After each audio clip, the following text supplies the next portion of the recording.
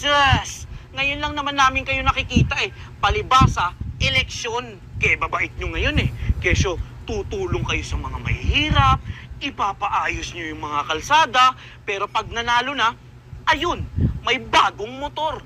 Meron pa, yung first floor magiging second floor. Ang galing nyo rin eh, no? Pero ito pa yung exciting part eh. Pag hinihingian mo ng tulong, hindi mo na mahagilan.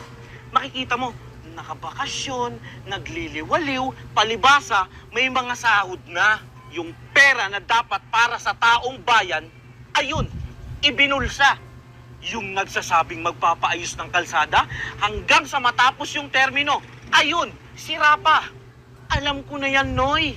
Dati-rati, kesa sama ng ugali nyo, hindi kayo namamansin, tapos ngayon tatakbo ka bilang pagkakagawad, bigla ka naging pala kaibigan, friendly yarn, mga dating tumatakbo sa utang.